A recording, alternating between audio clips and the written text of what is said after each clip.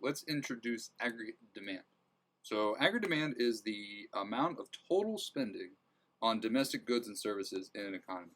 So what we mean by that is we're talking about the four different components. So we've already introduced this, C, I, G, and X, okay? So we're looking at consumption, investment, government spending, and net exports.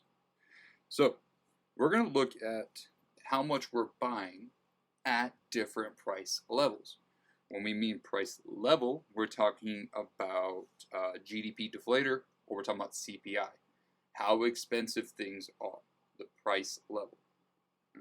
So if someone asks you, what is a price level, you can give them two options. You can give them the GDP deflator, or you can give them the CPI. But basically here, if the CPI is higher, okay, what that means is that prices are increasing. So if prices are increasing, are you buying more or less stuff? Hopefully you're saying buying less stuff, right? Because it's more expensive. So if prices were lower, so if CPI is like decreasing, okay, then are you buying more or less stuff? Well, it's cheaper, so you should buy more. And that's exactly what's happening with the aggregate demand. It is a downward sloping line, meaning if prices are lower, you are buying more things. As you can see here, because the prices are lower, you are buying more. So downward sloping. Another way to look at aggregate demand is a pretty simple price level, and then we have real GDP. I like to use, or just in economics in general, we use Y for real GDP. Usually Y will mean income, so basically your real GDP is kind of like the income for your economy. So real GDP is the same as Y. So when you're doing these graphs here, you'll do price level and Y, and then you'll have a downward sloping line which shows you aggregate demand, AED. So aggregate demand could shift, and the only way it could shift is when you have a change in one of these four things. A change in any of these determinants, ceteris paribus, which remember means all else equal, will shift the aggregate demand. Okay. When we have a change in one of these things, okay, the aggregate demand will shift. And this will change the prices. So this could lead to what is called a demand pull inflation. When the demand changes, and this changes the price level, this could lead to a thing where you have more inflation in your economy. And so if there was more inflation, you have to look at why was that happening. And if the reason was because of a shift in demand, then that would be a demand pull inflation. Basically, it's just an explanation for why is there more inflation. So the first way we can have a shift is called a consumption shock. Okay, we could have a change in the expectations of inflation. So basically, if prices are more expensive in the future, so the future prices are higher. Like, hey, gas prices are going to go up tomorrow. What do people do today? Well, it's cheaper today because it's going up tomorrow, so I'm going to buy today. So my consumption goes up today. If consumption is going up today, then that has to mean aggregate demand is increasing. If there was news of a shortage in the future, like, hey, we're about to run out of this product, then people would start buying more today, which increases aggregate demand today. All right, so that's how a consumption shock works. There could be a change in your disposable income. Your disposable income is how much income you make. So like $10 an hour, and you worked 10 hours, so you're $100 income. But then you have to pay taxes. Let's say it's $10. So your disposable income is 90. Disposable income basically says, hey, you made this much money, you have to pay taxes. After you pay your taxes, you can do whatever you want with this money. You can dispose of it if you want to. Okay? After you pay taxes, you're good to go. So with this $90, you can consume. All right? So when there was a change in your income, you're more likely to buy more things. So therefore, we're going to increase your consumption if there was an increase in income. Okay. A change in wealth. So basically, wealth is the value. Let me write this down. Wealth is the value of your assets. So basically, this could be stocks, it could be bonds, it could be your house. Okay, it's things that you own. So, for example, if the value of your house increases, what this means is that you could sell your house at a higher price. So if that's happening, you are wealthier. And usually what do wealthier people do? They consume more. So when your wealth changes, you are going to be consuming more things. Wealth is not the same as disposable income. They're not. Okay? You're not getting more money at your job. The value of your house changed, and that is similar to making more money. Okay? But wealth is not the same as income. So, when there's a change in the value of your house, you're gonna consume more because you are wealthier, and therefore aggregate demand will be increasing. Usually what this means is like during good times in the economy, the value of things are increasing. So if the value of houses are increasing, usually this will increase consumption, so aggregate demand will continue to increase. Something else we could have is you're either optimistic or pessimistic about jobs or income. So basically here is, if you are optimistic, okay, then you're like, ooh, I have a better chance of becoming a doctor. So I'm going to go apply to be a doctor. I'm going to increase my income, which will increase my consumption.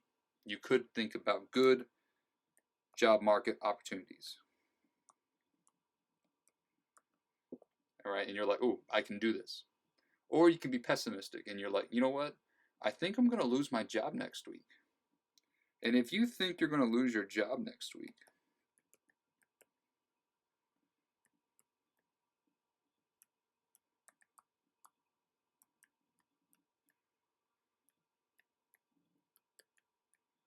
if you think you're going to lose your job, do you consume more or save more money right now?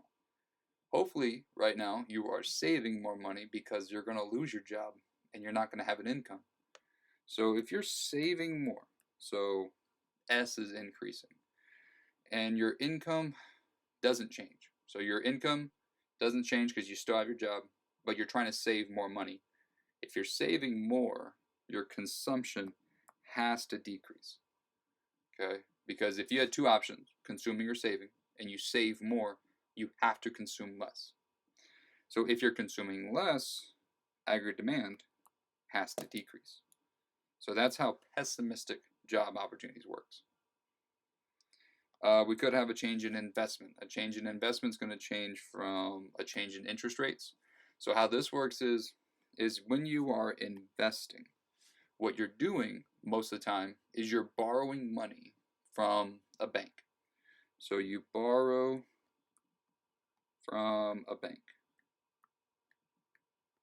Okay, and when you borrow money, then you're going to pay the interest.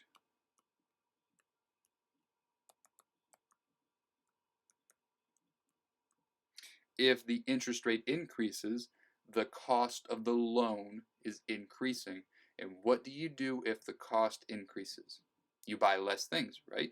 So if the interest rate were to go up, you would invest less. Think about it this way. Marginal benefit, marginal cost, right? You only do things because they benefit you more than the cost. If the cost increases, you're going to consume less things. Sure enough, that's what happens here. So when the interest rate of the loan increases, you're going to be investing less. And if that happens, aggregate demand will be decreasing. If the loan were cheaper, right, you're like, oh, I could afford more. so I would increase investment. Changes in the expected rate of return works like this. Because you are investing in a thing like a machine, that's going to return you profits. So let's say we spent $1 million on a machine. And because we have that machine, we're able to increase profits by 10%. Okay? So basically, the rate of return works like this. You take the investment, and then you take the total the per year profits. So profits per year, and you divide that by your total investment. And this will be how much your rate of return is. So if we said this was a $1 million machine and it returned you $100,000 every year, then this would be a rate of return of 10%. So this is technically how much your marginal benefit is for investing. If we had a change in the expected rate of return, we're able to earn more profits because of something in the market. We're able to earn more profits. This number would change from 10 to like 12% or 15%. So your benefit is higher. Because your benefit is higher, do you want to increase the investment and make more money? Yes. So what happens here is because you can earn more money, you can invest more money. And therefore, when there's a change in the expected rate of return, such as an increase, you would invest more, so aggregate demand would be increasing. So basically what's happening here is if there's optimism in the market, so you think that there's going to be good times in the market, then you're going to have an increase in the rate of return, so you would be increasing investment. If you're pessimistic, you think you're going to lose money on the investment, then you would decrease investment. And finally, we could have a change in government regulations, which could be taxes. So you could have investment tax credits. So the way investment tax credits work is if you invest, you get lower taxes. So as a business, you're like, well, I want to pay lower taxes, so I'll invest more. So if there's investment tax credits, this could increase investment, which could increase aggregate demand. There could be taxes on investments, such as a capital gains tax. So when this happens, at the end of the investment, let's say you have a house, you invested money into the house, okay? And then at the end of 30 years, you go to sell the house. So you bought it at like $100,000 and then you sold it for $300,000. You made $200,000, okay? Capital gains taxes, because you made this $200,000, you are taxed on this $200,000. So if the capital gains tax were to increase, okay, then you're more likely to say, well, I don't want to invest my money if I have to pay more taxes. So if there's an increase in the capital gains tax, you're going to invest less. And then this would decrease the aggregate demand. Another thing that would change aggregate demand would be government spending. These are easy. If the government changes spending, hey, we're going to spend more money. Increase. Hey, we're going to increase the amount of money you have. Increase aggregate demand. Hey, we're going to change taxes and transfer payments. This is where it gets tricky. So these are easy. More spending, more aggregate demand. Easy. G up, aggregate demand up. Now, a change in taxes though. If there are tax cuts, then individuals will increase their consumption because what happens to your disposable income? If we are making $100 and then we pay taxes of $10, we're making $90 of disposable income. Okay. So we have our income of 100, pay $10 in taxes, and then we have $90 disposable income. If we cut taxes, let's say $5, then this would mean we are making $95 disposable income. So your income goes up, you consume more. So when there are tax cuts, so taxes decrease, this will increase your disposable income, which then increases consumption. If there are tax increases, then this will decrease consumption because it decreases your disposable income.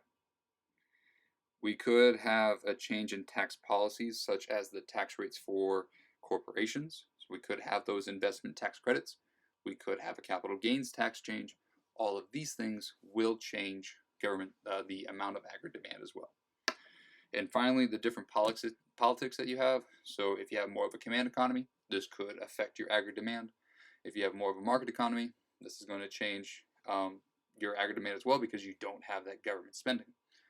So politics does play a factor as well. And then finally, we do have net export shocks.